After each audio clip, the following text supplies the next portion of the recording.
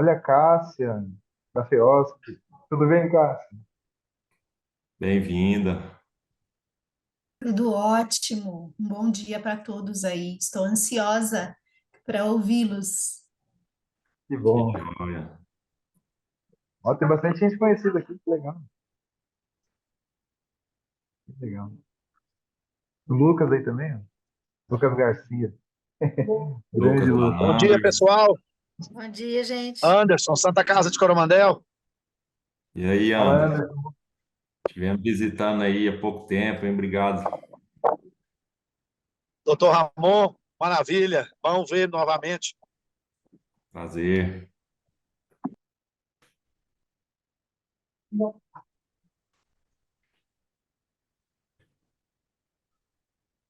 Bianca, e aí, se quiser começar as boas-vindas, acho que tá ok, né? Já temos um bom número, né? Então, vamos lá. Bom dia, pessoal. Para quem não me conhece, eu sou a Bianca, assessora de comunicação da Federa Santas, e hoje nós realizaremos a webinar Reestruturação do Fluxo de Regulação de Pacientes na RUI. O que meu hospital pode fazer? A iniciativa é uma realização da parceria entre Federa Santas e a Doc4Doc, empresa com inovação e teleinterconsulta especializada. Como palestrantes, teremos o diretor financeiro e fundador da Doc4Doc, Dr. Ramon Andrade, para nos explicar mais sobre como implementar práticas eficazes de regulação de pacientes. Dr. Ramon é neurocirurgião, possui vasta experiência na área e poderá contribuir para aprimorar a demanda nas instituições. Entre os convidados está Cipriana Ayala, diretor executivo da Cipriana Ayala Soluções em Gestão Pública, que falará sobre captação de recursos, e Guilherme Batista, gestor da Santa Casa de Pinhuí, que apresentará o case de sucesso da instituição. Seja bem-vindo, Dr. Ramon. Podemos dar início ao nosso webinar. Obrigado, Bianca. Obrigado pela presença aí de todos os amigos. Então, vendo que tem pessoal aqui de vários estados, apesar da iniciativa da Federa Santas, é claro que os pacientes são os mesmos, né? As doenças são as mesmas, as dificuldades dos hospitais são comuns também, claro que em proporções diferentes, em características diferentes, mas espero que seja bem proveitoso aquilo que a gente preparou para vocês. Já vou então compartilhar aqui minha tela para a gente dar início à apresentação.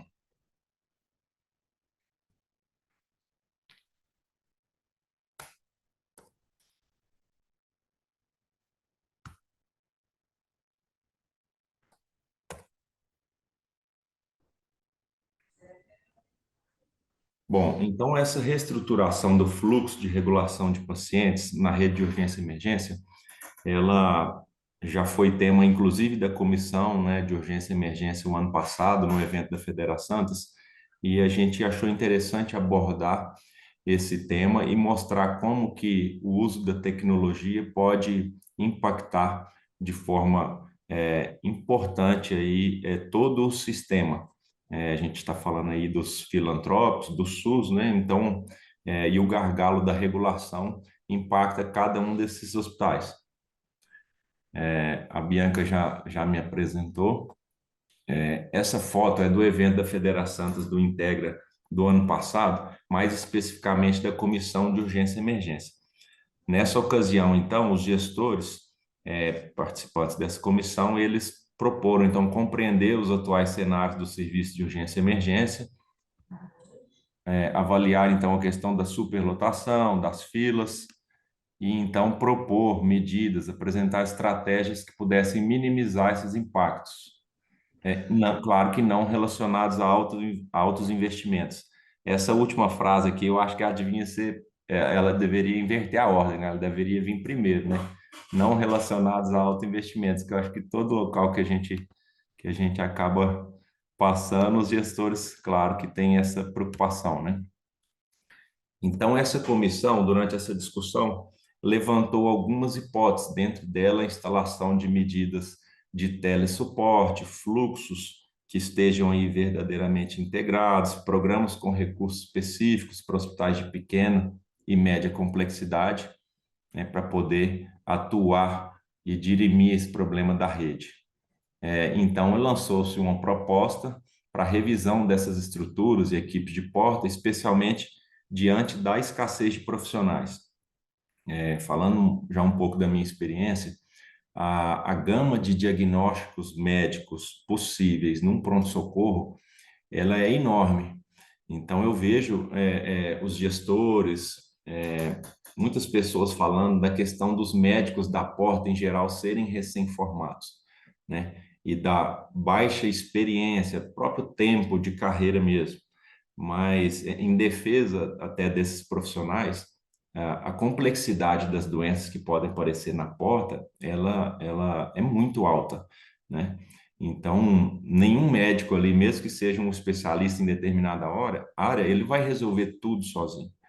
Então, frente a essa escassez de profissionais e essa questão de que não há a possibilidade de se ter todos os especialistas de forma presencial em todas as portas de atendimento de urgência e emergência, lançou-se mão, então, das possibilidades dentro da telemedicina, né? Existem várias possibilidades dentro da telemedicina e a gente vai focar exatamente nessa voltada para especialidades e para urgência e emergência, um sistema de funcionamento 24 horas, até porque as doenças de pronto-socorro não têm hora para acontecer, né?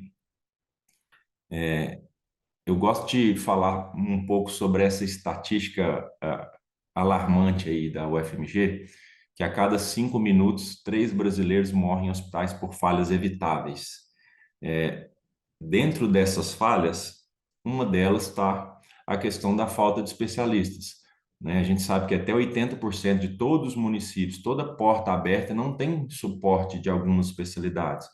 Neurologia, cardiologia, a própria dificuldade da pediatria, a psiquiatria, enfim, uma série de especialidades que vão impactar e muito no desfecho do paciente, quando esse diagnóstico não é pensado de forma rápida, quando não se inicia um tratamento e quando não tem um respaldo para o clínico da porta do que fazer, né? Então, esse paciente acaba ficando no pronto-socorro e daqui uma hora outro. Então, assim, vai gerando, assim, aquele volume no pronto-socorro.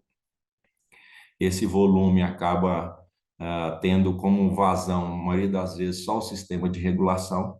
Esse paciente não vira uma IH, né? Ele não interna, o hospital não tem, vamos dizer assim, um porte assistencial para gerir esse caso e acaba sendo o paciente transferido, né? Quando ele é transferido, isso pode ser dias, semanas, cada estado aqui tem a sua particularidade em relação ao seu sistema de transferência, mas a gente sabe que todos os sistemas atualmente passam por uma sobrecarga muito grande. Por que essa sobrecarga? Um dos motivos é porque o paciente no Brasil hoje, ele é transferido para ser avaliado. Ele não é transferido para fazer um tratamento que o seu hospital não tem o porte estrutural ou não tem complexidade. Ele é transferido para o especialista avaliar o que ele tem e o que ele precisa.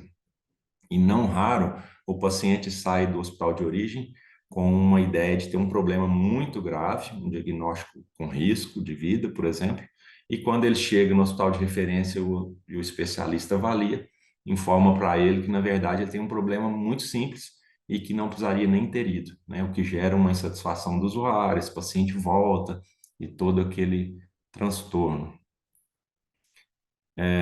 Então, essa questão de dificuldade de acesso com especialidades médicas no hospital era uma pergunta, mas ela já virou uma afirmação, né, há muito tempo, principalmente na porta de entrada. A questão das transferências do pronto-socorro, eu ouço aí de inúmeros gestores que eles acreditam que essas transferências são muito exageradas, né? Tem a questão de comprometimento das equipes, dos médicos, em manter aquele paciente na instituição, mas o gestor fica numa situação difícil, quando um médico que é o especialista da área, profissional capacitado, fala que não tem condição de ficar ali, tem que fazer a transferência, né? Mas quantas dessas são de fato necessárias e precisam realmente de um nível superior de complexidade? É uma pergunta que eu acredito que todos vocês já se fizeram. E como que isso impacta no hospital? Será que é uma forma de resolver essa questão? Bom, eu gostaria de falar então sobre a descentralização da avaliação. Essa é uma situação que tem que andar junto com a regionalização. Regionalização que está sendo encabeçada aí pelo Estado de São Paulo, pela Ferrosp, né, Dr. Rogatti. Eu sempre falo com ele o seguinte: a regionalização, ter mais profissionais capacitados para um número menor de cidades, hospitais, é ótimo, mas ela tem que ser aliada com essa descentralização. Senão, rapidamente, aquelas cidades, aqueles hospitais vão rapidamente encher aquele novo especialista que chegou na área e já vai começar a faltar vaga de novo, né? Então, o que a gente já tem feito aí há 3 anos e com um resultado expressivo é essa descentralização. A gente capacita, então, os hospitais, tanto socorro, quanto enfermaria, quanto UTI, enfim, qualquer setor do hospital, a poder contar com escalas de sobreaviso de especialidades num formato 24 horas. Então, o clínico de plantão, ele percebe uma situação que ele julga como um risco, um eletrocardiograma alterado, uma suspeita de AVC, uma tentativa de autoextermínio, por exemplo, citando algumas especialidades, ele pode contar com um atendimento imediato de um especialista remoto alocado para a sua instituição. E para 100% dos casos, ele recebe um laudo especializado, contendo toda a história. Esse laudo sempre vai ter o RQE do especialista, para poder respaldar o médico e respaldar a instituição. Ah, mas o que que isso resolve? Só colocando aqui esse slide importante que regula toda essa modalidade, que é a da teleinterconsulta, né? Até hoje cedo, numa live com a Santa Casa de Pompeia, eles me falaram lá que tem uma prática de ligar para um telefone do hospital de referência e falar com o plantonista, e aí manda o exame de eletrocardiograma, ele avalia, dá a conduta, mas assim, pela LGPD, isso não pode ser mais realizado. Essa avaliação informal por fora de uma plataforma que é chamada aqui pelo CFM de TEDx, que são plataformas regulamentadas, que têm segurança de dados, que geram um laudo com o número do RQE do especialista, que o paciente autorizou essa discussão em termos de consentimento, que ele autorizou o envio dos seus exames. Então, há muitos ajustes ainda para ser feito, né, para todos os hospitais, praticamente. Então, a outra é a linha de cuidados do AVC, que também autoriza, né, o uso da telemedicina, essa resolução mais específica do valor a Minas do nosso estado aqui, mineiro. Aqui, rapidamente, só passando por os locais onde essa solução e esse tipo de assistência já é feita com bons resultados. E o que que isso gera de resultados, né? O que que essa teleinterconsulta, respaldar o médico e respaldar o hospital, como que isso impacta no nosso hospital? Respondendo a pergunta. Aqui uma lista de hospitais parceiros já de algum tempo, que já utilizam essa solução e com um resultado expressivo de condução dos pacientes na própria instituição, né? Nós temos aqui, vou mostrar um hospital que transferia praticamente 100% dos pacientes e hoje ele conduz praticamente 100% dos pacientes. E com uma redução do tempo de internação de 31%. Ou seja, aquele paciente que antes, um AVC isquêmico, tá fora do tempo ali de fazer aquele tratamento da janela da trombólise, mas ele precisa ficar internado, né? Um AVC, ele está com um déficit, uma paralisia.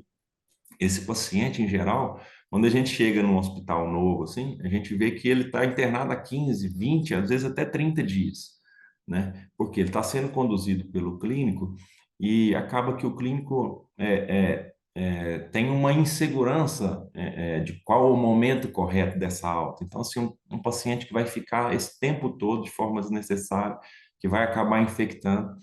Então, a gente reduz essa internação com segurança, porque a interconsulta, ela é um plantão de disponibilidade. Então, esse paciente que é indicado que fique internado no próprio hospital, ele é reavaliado diariamente, até o seu desfecho de alta. Então, isso proporciona redução do tempo de internação.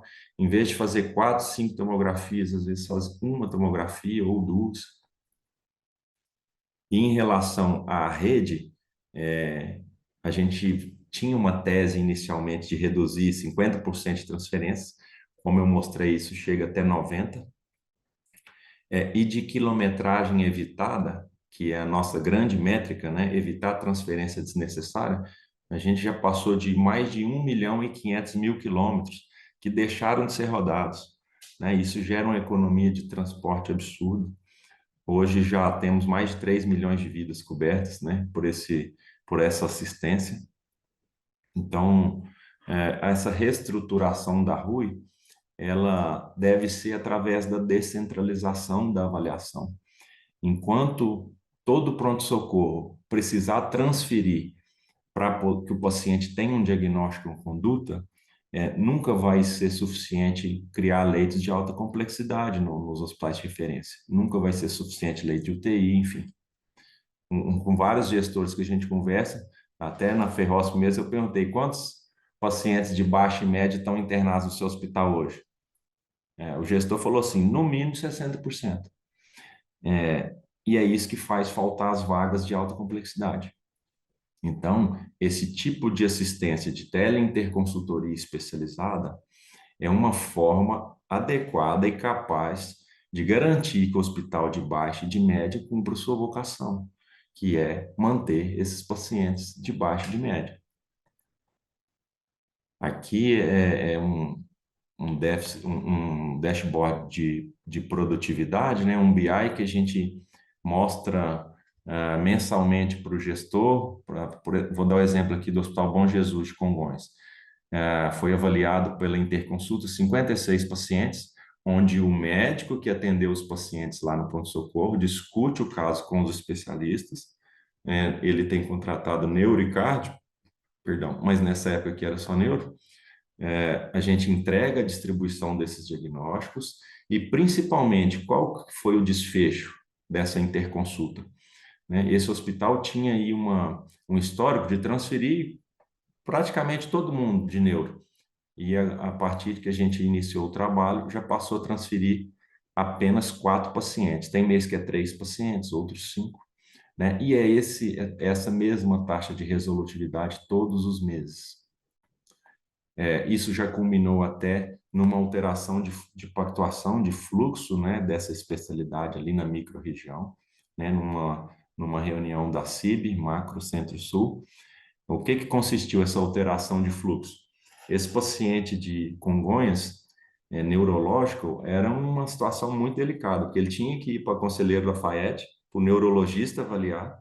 Se o neurologista de Lafayette achasse que era cirúrgico, esse paciente tinha que sofrer outra regulação para Barbacena. A alteração do fluxo foi, quando o Congonhas já está de posse do laudo, do telelaudo da neurocirurgia, indicando a cirurgia, a nova pactuação é que o SAMU busca esse paciente diretamente e leva logo para Barbacena para ser operado, numa regulação aí de NIR para NIR. Aqui eu gosto de dar um exemplo do DataSUS. Deixa eu só colocar uma cidade que é de Minas para contextualizar. Por exemplo, aqui, Machado, uma cidade aí do sul de Minas, inclusive está um hospital muito legal, com evolução muito boa. O que esses dados mostram? Mostram todas as internações de munícipes de Machado, nas especialidades de neuro e de cardio, aqui principalmente, que foram transferidos, né, internados em hospitais referência, mas que foram submetidos a tratamento conservador.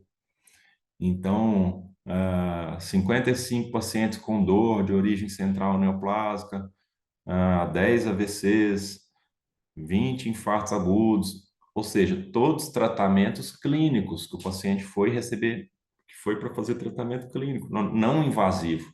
Então, são 196 transferências em que o hospital local poderia ter mantido se tivesse um respaldo do especialista, né? Então, aí só vê questão de gasto com transporte desses 196 transferências, a série histórica aqui de teto MAC, que o Cipriano vai explicar melhor. Bom, resumindo então, quais os benefícios dessa teleinterconsulta de especialidades para o hospital? Você passa a ter uma escala da especialidade, a especialidade ali que você tem a dor, às vezes você pode precisar de neuro, um outro pediatra, um outro nefro, um outro psiquiatra, mas que você pode não ter uma demanda e nem recursos suficientes para essa contratação no modelo tradicional. Do ponto de vista legal, a contratação dessa escala remota, é, ela tem o mesmo valor, inclusive o hospital fatura essas avaliações, que pela lei não pode nem haver diferenciação de valor, quando você vai faturar uma avaliação dessa para um convênio, por exemplo. Você tem todas as avaliações e discussões de casos documentados. Um gestor recentemente comentou comigo que ele pagava um monte de escala de sobreaviso e nenhuma discussão ia para o prontuário. Então, era uma falta de transparência muito grande, porque os médicos ficam se falando entre dois WhatsApps de forma informal, passa exame, recebe a conduta, mas a avaliação do especialista nunca aparece em local nenhum. Então, até para Tribunal de Contas, isso é um assunto delicado, né? Toda inovação é uma assistência rápida e resolutiva, né? Com o intuito de evitar que algumas situações médicas passem despercebidas. A teleinterconsulta, então, nesses 3 anos já se provou altamente efetiva para gestão e regulação de leitos. A gente está falando de uma cidade de Congonhas que, por mês, deixa de colocar 45 pacientes neurológicos na rede. Se a gente for colocar isso a nível estadual, bom, redução de demandas judiciais também, o hospital ou o município de pronto, ele já tem um parecer do especialista se aquele paciente realmente precisa ser transferido ou não, precisa de um nível superior de complexidade, um menor tempo de internação, que eu já expliquei, e a possibilidade de altas domiciliares com respaldo. Bom, como custear essa solução? São várias situações, né? Lembrando que, pela própria escalabilidade da tecnologia, esses plantões, eles custam um valor do que seria o valor de sobreaviso tradicional da especialidade. E muitas vezes, só a economia com o transporte ou o aumento de faturamento já paga esse plantão. A contratualização, né, com o município, com o gestor municipal, a gente vê que várias vezes esse bom relacionamento com esses argumentos assistenciais ou com os argumentos de economia com o transporte já podem gerar uma pactuação para a cobertura das especialidades no hospital. A criação de série histórica, incremento do teto MAC, essa eu vou deixar até para o Cipriano, que vai colaborar conosco a seguir. O credenciamento de serviços e leitos no SUS, através da telemedicina, dessa nossa atividade, a gente pode credenciar leitos de especialidades. Hoje, no estado, nós somos responsáveis técnicos por leitos de unidade de AVC, por leitos de psiquiatria, somos responsáveis técnicos por serviços de CCIH. Então, é uma gama de possibilidades, além de diarista e responsável técnico também de UTI, adulto e neonatal. Então, é uma gama de possibilidades enorme para os gestores. O incentivo municipal pela queda do transporte sanitário, já citei, e o custeio através de emendas de atenção especializada. Hoje, no estado de São Paulo, nós já temos hospitais que pagam 100% da solução do plantão de especialidades através de emendas. Bom, chegou aqui na hora do nosso convidado, Cipriano Ayala, o especialista aí, parceiro nosso e parceiro da Federa Santas, que é o cara das emendas parlamentares.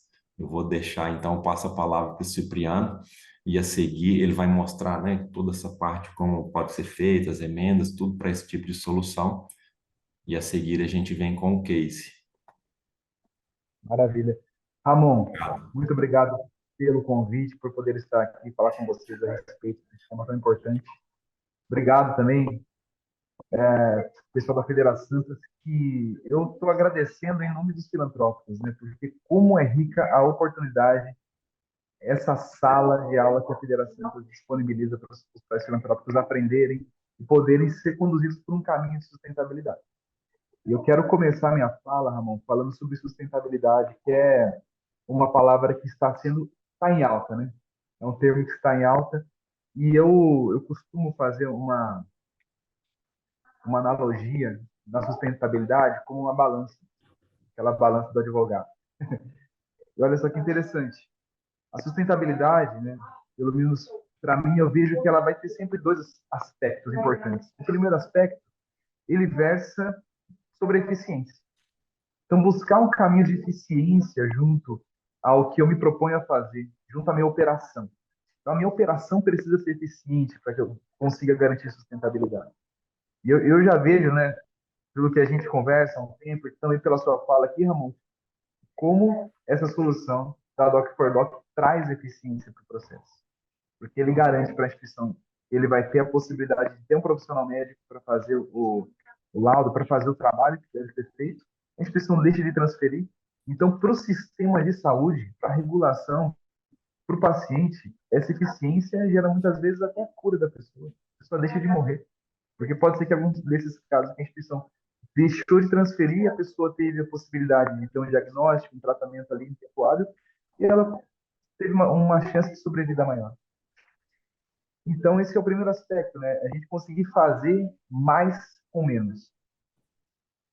E outro aspecto muito importante, após a gente conseguir superar todas as possibilidades de enxugar a operação, deixar ela totalmente eficaz, com o mínimo de recursos possível, e vamos aí considerar num cenário em que a gente ainda observa um déficit acontecendo, observa alguma situação orçamentária frágil na instituição se mantendo, está na hora de olhar as possibilidades de captação de recursos não operacionais.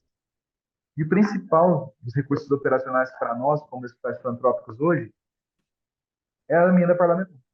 A principal fonte de renda da maioria dos filantrópicos, né, as rendas que não fazem parte da operação da venda de serviços, seja para o SUS, seja para operadores de saúde e particulares, é a captação de emendas parlamentares, né? Então, essa balança bem equilibrada, ela faz com que a instituição consiga garantir a sobrevivência, consiga crescer, consiga se aprimorar, trazer tecnologia, trazer novas soluções. Então, é um conjunto que faz essa obra acontecer de fato. Pode passar por gentileza, Rui? E é justamente essa principal fonte de captação de recursos, que é a emenda parlamentar, que eu quero trazer para vocês essa possibilidade.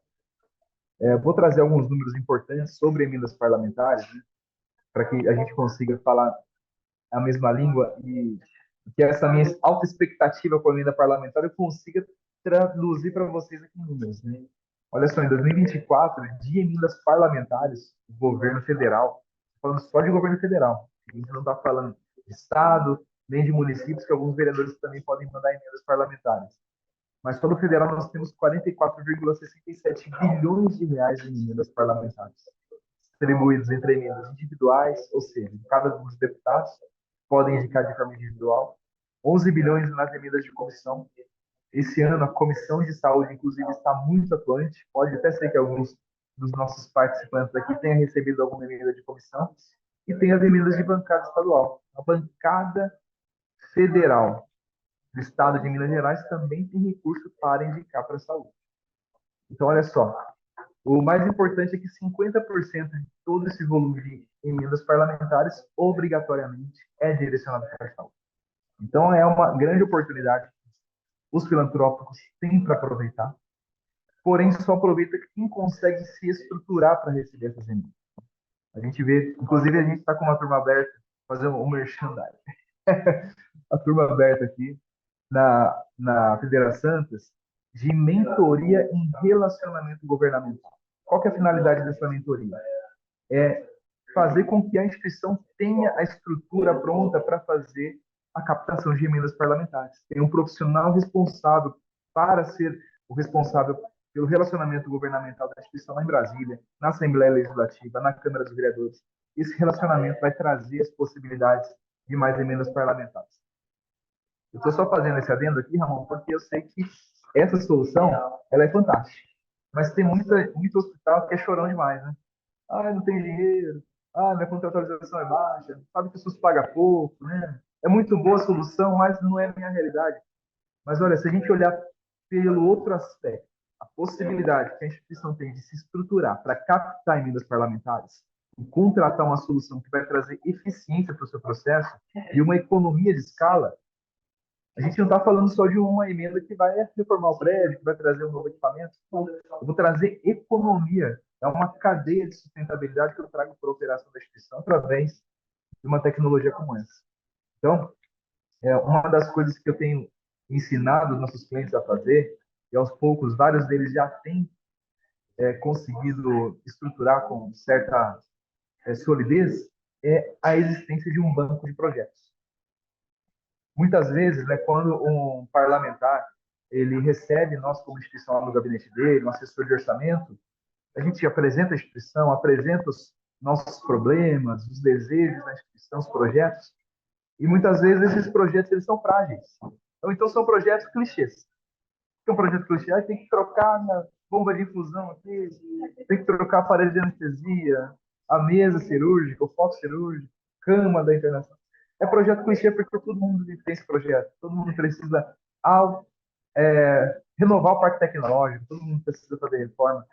Mas quando você traz um projeto para um parlamentar que envolva tecnologia, telemedicina, temas que hoje são bandeiras de muitos dos parlamentares, ou se não é bandeira dele de fato, a hora que você mostrar para ele tecnologia, saúde, vai virar bandeira dele na hora. O que eu estou ensinando, Ramon? O pessoal criar projetos que eles venham conversar com os parlamentares e resolver o problema assistencial deles. E um desses projetos é justamente a tela interconsulta. Então, levar para o parlamentar isso como um projeto, como algo que vai ajudar ele a ter mais visibilidade, porque a instituição vai conseguir resolver muitos mais casos do que transferir.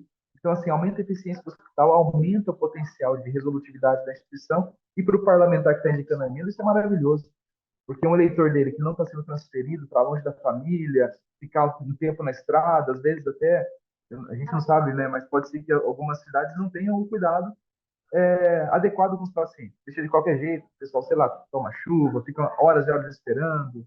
Às vezes é a primeira pessoa que é atendida, tem que esperar o último ser atendido para voltar embora. Então, um parlamentar indicar um recurso para um projeto desse é grandioso, é disruptivo. Então, olha só, peguem essa apresentação do Ramon e transformem ela num ofício, num pedido de emenda parlamentar. Pode passar, Ramon, por gentileza. Isso aqui é uma visão panorâmica dos últimos anos das emendas parlamentares. Então, a gente vê uma crescente gigantesca. Em 2024, ela se tornou esse valor maior em relação aos anos anteriores por conta de mudanças na legislação orçamentária que aconteceu agora no último mandato. Então, o governo, vocês sabem que até o ano passado, no retrasado, tinha aquelas emendas do orçamento secreto, emenda do relator. Então, o governo precisou fazer uma manobra para que esse recurso ele pudesse voltar para a mão do Congresso, porém, de uma forma impositiva. Então, por isso que aumentou as emendas aí.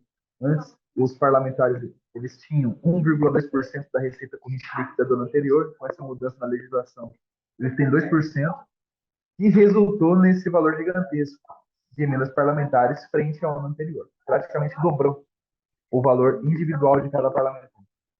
Então, hoje, cada senador tem aproximadamente 70 milhões de reais impositivos, cada parlamentar, deputado, tem aproximadamente 32 milhões de emendas, 50% disso é obrigatoriamente destinado para a saúde. Por isso que eu vejo o tamanho da oportunidade que a gente tem. Pode passar, por gentileza. E o caminho para que essa emenda dê certo é justamente, a Malta já citou aí, é a ação 2,90, incremento temporário do teto da média e alta complexidade. E como a gente está falando que é o incremento do teto, tem uma base de cálculo que a instituição precisa se basear para saber qual que é o seu teto, o limite de captação de recursos nesse ano. E o que é interessante, teve até um momento que o Dr. Ramon falou que o aumento da produção também é um benefício para a instituição, porque a gente aumenta o teto. E justamente, se eu conseguir resolver todos os meus problemas aqui na minha instituição, a minha produção vai aumentar e o meu teto para captar emendas parlamentares no ano seguinte vai aumentar também na mesma proporção. Então, quanto mais problema eu resolvo e deixo de transferir, maior é o meu teto, maiores são as minhas possibilidades de captar emendas parlamentares. Então, esse incremento macro é o recurso de custeio que a instituição tem para poder captar emendas parlamentares. Se o seu hospital for contratualizado na esfera estadual, o recurso é pago do Fundo Nacional para o Fundo Estadual de Saúde, o Estado repassa para você. O problema é que o Estado de Minas Gerais vai repassar, sabe Deus quando, né? Está demorando demais para o Estado repassar. E ainda tem alguns problemas que eu estou acompanhando alguns clientes nossos que estão passando pela plenagem e estão ficando com o dinheiro parado nesse caso. Então, está sendo um problema. Talvez até a federação possa ajudar esses hospitais a resolver. Mas tem hospitais que já são plenos de gestão municipal e o recurso sai do Fundo Nacional e vai para o Fundo Municipal de Saúde. E o fundo repassa para vocês mediante um plano de trabalho, tem uma aditivo da contratualização. E nesse plano de trabalho eu posso colocar o serviço de teleinterconsulta e remunerar esse serviço. Pode passar, por gentileza. E olha só, para que a gente consiga entender, né? 100% da minha produção é o que eu posso captar de emendas parlamentares. Lá no site do Fundo Nacional de Saúde, vocês podem fazer a consulta também. Entrando lá no site do Fundo Nacional de Saúde, vai ter um banner que é do incremento macro, das emendas de custeio. Clica lá, vai ter uma planilha lá do macro e você vai conseguir consultar quanto de emenda parlamentar que essa instituição pode captar no ano corrente. Tá? Pode passar, por gentileza? Acho que acabou a minha fala, mas é justamente isso, né? Acho que a minha fala nesse momento é justamente para encorajar as instituições a escreverem projetos disruptivos. Vamos sair daquele clichê de projeto de reforma, de equipamento. Sabemos que é importante, que é interessante, tem um impacto social na minha comunidade? Claro que tem. Mas, com a visão que a gente tem do que os parlamentares esperam da instituição, apresentar um projeto que venha trazer um impacto tecnológico, venha trazer uma economia de escala para a instituição, para toda a cadeia de operação, e venha trazer até mesmo resolver um problema de transporte, de logística do município, né, com a diminuição das necessidades de transferência, é algo que realmente brilha aos olhos de qualquer parlamento. Eu estou acostumado a andar em Brasília e ver muita gente com uns projetos simples. E quando aparece um projeto novo, diferente, a tendência de indicação acaba sendo muito maior. Aí, se vocês precisarem, por exemplo, de uma ajuda para escrever esse projeto, para desenhar um ofício para que o parlamentar entenda a importância desse projeto em um documento simples, eu acho que dá até para vocês chamarem o Dr. Ramon depois, a gente pode até se reunir em conjunto e ajudar vocês nessa construção, tá certo? Obrigado, Ramon. Obrigado você, Cipriano. Valeu. Então, a gente tem previsto agora passar o case. É um vídeo de poucos minutos, né? É um vídeo que foi feito lá pela Santa Casa de Misericórdia de Piuí, né? Até o gestor, o diretor executivo, o Guilherme Machado, tá aqui conosco. Eu vou passar, então, ao vídeo. A seguir, o Guilherme vai dar um relato, né, do serviço na instituição, e aí a gente abre para algumas perguntas que vocês possam ter. Deixa eu colocar o vídeo aqui.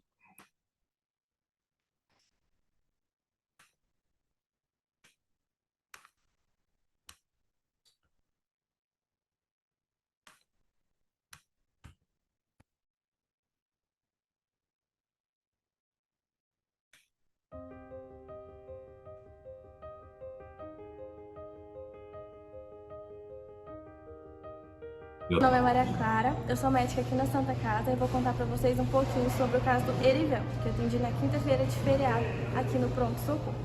O Erivelto era um paciente que estava trabalhando e chegou na emergência após 40 minutos de um episódio de síncope, ele desmaiou e acordou. Só que quando ele acordou, ele estava sem o movimento do lado direito, tanto de membro superior quanto de membro inferior, e também afásico, que a gente fala que o paciente não conseguia falar. Foi realizada uma tomografia. Nessa tomografia a gente descartou o AVC hemorrágico Pensando então, como hipótese diagnóstica principal, um AVC isquêmico. O que é? O cérebro está com falta de oxigenação, de sangue, alguma área ele estava obstruída. Entramos em contato, eu juntamente com a doutora Amanda, outra médica que também estava no pronto-socorro, com assistência neuro que a gente tem aqui, o Dr. Fodol. Foi orientado a realizar uma trombólise, que é isso, é uma medicação que a gente faz para tentar desobstruir esses vazios para voltar à circulação do sangue. Foi realizado, então, o nosso paciente e dentro de poucas horas ele voltou a falar e também retornou o movimento de membro superior e membro inferior. Foi gratificante. Qual que é o seu nome? Erivel. Erivel. Você está com quantos anos, seu Erivel? 46. Conta para nós qual que aconteceu, o seu Erivel veio até no hospital no dia 9 de setembro de 2023. E ele passou mal, perdeu o movimento, caiu, não levantava. A turma que trabalha lá no Campo tinha bastante gente, aí deram socorro para ele, aí eles conseguiram o nome da rua, o SAMU chegou imediato, trouxe ele para o hospital, ele praticamente inconsciente, né, não dava conta de movimentar com a mão direita, com a perna esquerda e com a boca torta. Quando eu cheguei aqui ele já estava falando, um pouco enrolado, né, movimentando muito leve com a mão. E aí a médica chegou, a doutora falou pra gente o procedimento que eu tinha que ser feito dentro de 4 horas. E eu estava esperando uma vaga para ir para Passos ou para UTI, então ela falou, mas esse procedimento tem que fazer dentro de 4 horas. Se não fazer, pode ficar alguma sequela. Aí a gente falou, não, então tem que ser feito aqui, né? Porque até ir para Passos já tem 3 horas praticamente, então vai perder o tempo. E graças a Deus foi feito, né, o procedimento, acho que com 3 horas e meia. E graças a Deus foi muito satisfatório. Ali pelas 9 horas da noite eu já estava movimentando a perna, a mão. Estava muito satisfeito com a evolução do trabalho que foi feito, né? Porque graças a Deus ele voltou normal, rapidinho, não demorou nem um dia, né? Ela falou, ó, pode ficar alguma sequela. Talvez ele esquece assim, alguma coisa, mas se deixa ele sozinho lembra, sabe? Graças a Deus, muito satisfeito, né, amor? Porque é muito satisfatório ver, assim, o estado que a gente viu ele e ver como está agora. Foi um excelente trabalho. A gente fica muito agradecida ao nosso profissional e a Deus também.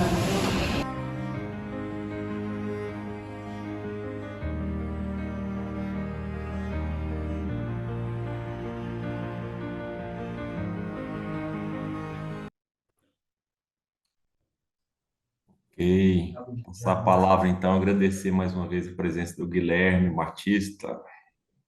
Muito bom. É uma alegria, né? Fazia um tempo que eu não assistia esse vídeo aí, né? Eu também. Traz até algumas recordações muito boas, assim, né? Só para contextualizar, a Santa Casa de Piuí é um hospital de média complexidade, né? Nós temos um total de 81 leitos, e aí, para o SUS dedicados, né, 57, sendo que são 10 UTI, 10 leitos de UTI, 47 leitos aí divididos em clínica, cirurgia e tudo mais. A gente tem uma parceria com a Doc4Doc aí que é quase do tempo de vida da Doc4Doc mesmo aí, né, Ramon? A gente já tem, né, fomos um dos primeiros clientes aí que a gente, né, desde 2022, né, 2 anos e 3 meses que a gente tem. E o Erivelto, ele é um paciente assim que expressa muito essa qualificação da porta, né? Ele veio junto, o Erivelto foi o primeiro paciente que a gente trombolizou aqui no hospital, né? Ele trouxe foi bem assim, logo depois que saiu o nosso credenciamento para a unidade de AVC estadual, e isso acontecia mesmo assim, no formato que você disse, Ramon, né? Todos os pacientes que tinham essa situação, eles precisavam ser transferidos. E aí, né, a gente tem uma retaguarda excelente aqui, que é a Santa Casa de Passos, que né, é um hospital de ponta, né? E sempre muito disposto, né? Dentro da regulação. E aí os pacientes isquêmicos todos iam para lá. E aí quando a gente teve esse primeiro momento aí, né? Só que é uma janela, né? A gente está falando de 90 quilômetros, um hospital né? Uma distância boa, uma estrada que tem um perigo, risco de acidente, e tudo mais. E quando a gente trouxe esse credenciamento de AVC, né, que já tinha, né, ele não começou, né, a parceria com a Doc4Doc não começou com o credenciamento do AVC, a parceria começou antes. E a gente trouxe quando veio o credenciamento, a gente já logo assim, na primeira semana a gente já trombolizou o paciente e realmente, né, foi um sucesso. Então, a gente minimiza mesmo as transferências, principalmente nos casos de AVC, né? Por a gente ser um hospital de média complexidade, nós ainda temos muitos casos que necessitam de transferência, né? Os AVCs hemorrágicos e tudo mais. Mas as transferências desnecessárias, né, a gente tem minimizado, né? Então, essa reestruturação dessa regulação, né, e essa capacitação da rede, né? A gente fomentar essa rede, né? A gente estruturar essa rede e estruturar essa porta de entrada, né? E aí a Doc4Doc vem como essa solução mesmo, né? E aí é interessantíssimo casar a situação do Cipriano, né? Que é fomentar mesmo a captação de recursos, né? E com uma eficiência de custo, né? E aí eu falo mesmo assim como gestor, né? Que traz em relação ao presencial, né? Ou ao sobreaviso, né? Que aí realmente a ferramenta né? O custo é bem melhor, né?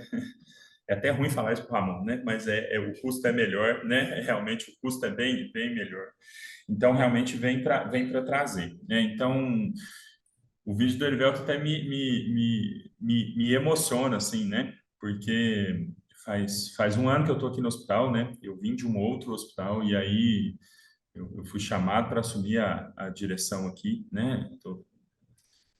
E aí, quando a gente capacitou a porta aqui, né? Quando a gente começou a capacitar a porta, né? A gente trouxe o AVC isquêmico, a gente tá melhorando essa porta de entrada, né? A gente tá ganhando robustez, a população fica mais confiante, né? A população está mais confiante, a população ela fica mais com mais certeza, o solo fica mais firme, né? Fala assim, não, eu consigo começar e terminar meu tratamento dentro do hospital, eu não preciso ser transferido, e isso é muito bom. Então assim, realmente, a gente ter o especialista dentro da instituição é ímpar, né, para a gente. E é isso, Ramon, né? Eu quero agradecer, né? Agradecer o Ramon aí pela oportunidade da fala, agradecer o Cipriano. Cipriano, estamos juntos, né? A gente tem que ainda continuar algumas conversas. Agradecer a Federação, né? Que sempre nos apoia, né? E basicamente é isso, gente. Muito obrigado. Obrigado, Guilherme. A gente levantou ontem, a título de curiosidade, né? Sim, verdade. O número já de pacientes avaliados até hoje aí Isso. foram 674 pacientes 674, né? neurológicos, A gente já fez avaliação de 674, né, pacientes, né? Desde quando saiu o nosso credenciamento aí, fiz o outro levantamento, a gente já trombolizou 9 pacientes, né? 9 pacientes trombolizados, né? Pacientes que com muita chance perderiam essa janela, né? Perderiam essa golden hour aí, né? Essa hora de ouro, né? Da trombólise, né? A gente conseguiu reverter essa situação, pacientes já trombolizados, sendo que o nosso credenciamento, né, de unidade de AVC estadual saiu em setembro, né? Agora a gente já está pleiteando a habilitação federal, né? Então, os números são muito bons mesmo, né? Realmente. Show de bola, obrigado. Bianca, eu que então, agradeço se você tiver alguma pergunta, alguma dúvida sobre tudo que a gente falou, a gente está à disposição. Acredito que as perguntas podem ser até mais para o Cipriano, né? Então, só, né, primeiramente gostaria de agradecer ao doutor Ramon, o Cipriano e o Guilherme, né? A gente tem certeza que esse encontro foi enriquecedor para todos. E eu queria também abrir, né, para perguntas. Se alguém tiver alguma pergunta, por favor, sinaliza que a gente abre os microfones aqui.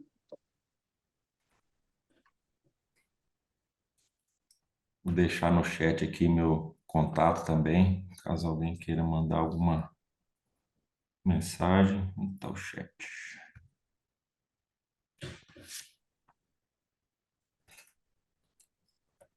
Hospital de Itaiobeiras, norte de Minas, está aqui também com o Thiago, parceiro nosso há uns 2 anos.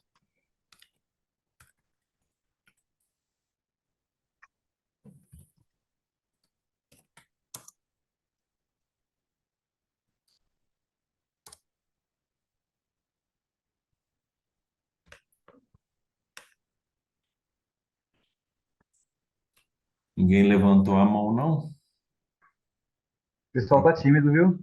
Eu vou deixar o meu telefone, tá? Quem quiser ajuda para montar um projeto, um ofício, e a fim de solicitar recurso para parlamentar federal para esse objeto, que é a tela interconsulta, manda uma mensagem para mim, a gente faz uma reunião. Ó, vou deixar aqui, Anderson, meu telefone.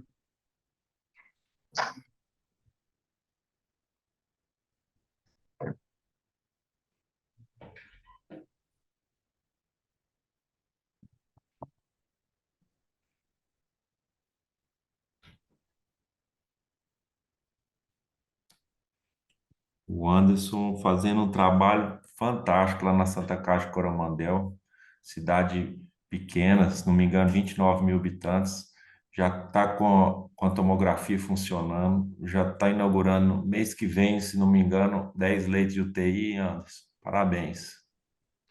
Que bacana. Eu gostaria de fazer pergunta, igual o doutor Ramon falou mesmo, mais voltada para o Cipriano. Eu acho que uma coisa que é mais difícil para os pequenos hospitais, principalmente igual o doutor Ramon está falando aí, uma cidade de pequeno porte igual Coromandel, 30 mil habitantes, e um único hospital filantrópico, e com as dificuldades violentas, né, que tem. Eu, lá com o filantrópico, eu atendo de 85% a 92% SUS, ou seja, quase todos os atendimentos são gratuitos. E a demanda, né, tanto por tecnologia, como demanda de especialidade, como outras demandas, se faz necessário recurso financeiro. E a minha pergunta é nesse sentido.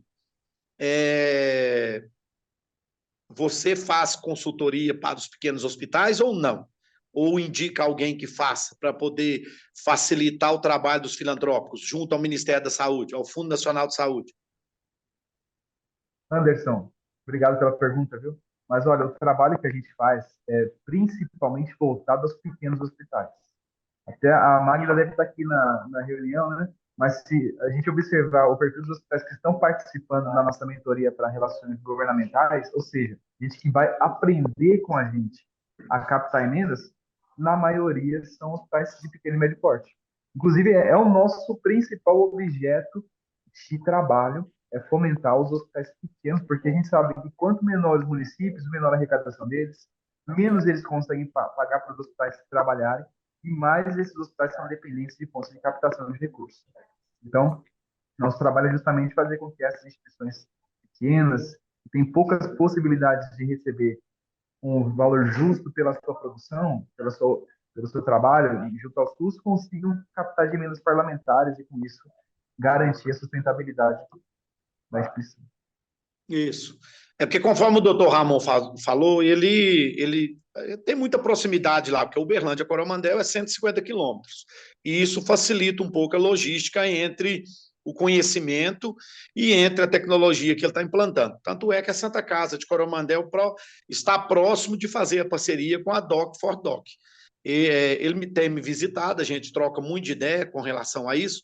Eu sou uma pessoa aberta à tecnologia, a facilitar a vida do paciente, não ficar procurando dificultar. Eu procuro facilitar a vida dele. Mas para facilitar a vida do paciente, a gente esbarra nos recursos financeiros.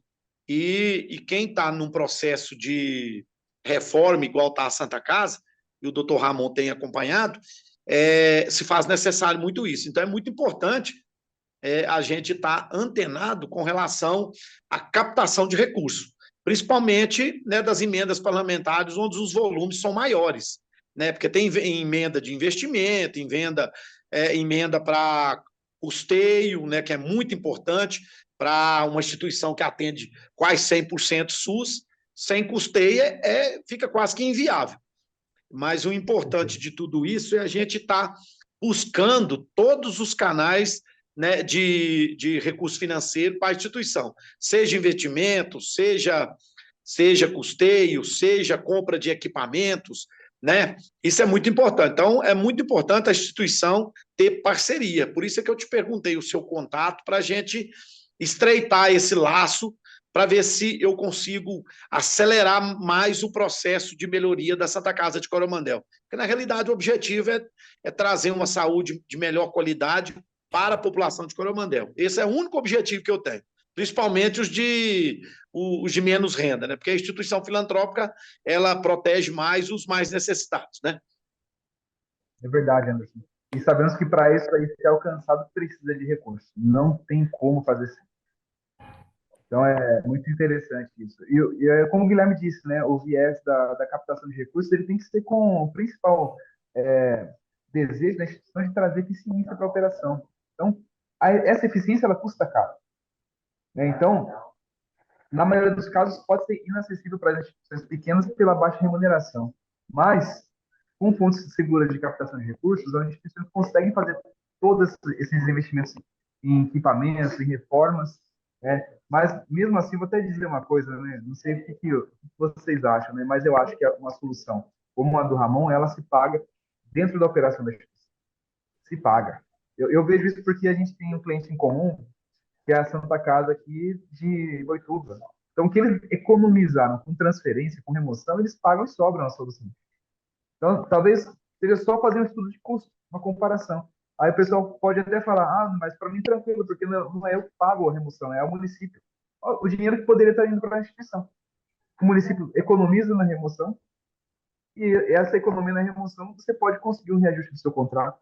Então, eu vejo que esse tipo de solução ele é pago dentro da operação.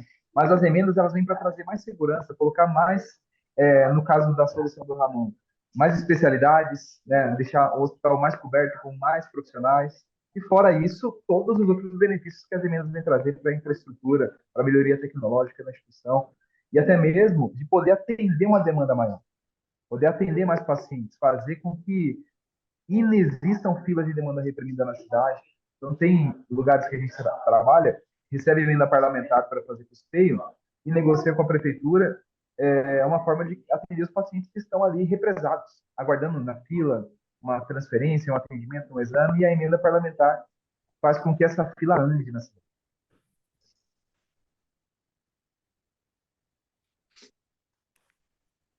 Perfeito. Eu vou responder o chat depois individualmente, né, no privado, pessoal que tá pedindo aí um orçamento, enfim, mas de toda forma, todo esse tom de informação, né, de contribuir aos gestores, de saber que existe esse tipo de solução com esses resultados, né, foi o foco principal aí da webinar. Agradecer a presença de todos. Bianca. Então, pessoal, muito obrigado pela participação de todos, né? Se quiserem entrar em contato com o Dr. Ramon, com o Cipriano, vocês podem contatar a Federaçantas também, que a gente repassa o contato deles. A gente sabe, né, que esses encontros são muito importantes para as instituições. E eu gostaria de agradecer a todo mundo e até uma próxima. Vocês tenham um ótimo dia. Bianca. Tchau, até a Obrigado, próxima. Obrigado, Tchau, muito Prazer. obrigado. Valeu. Tchau, até mais. Até mais. É mais, pessoal.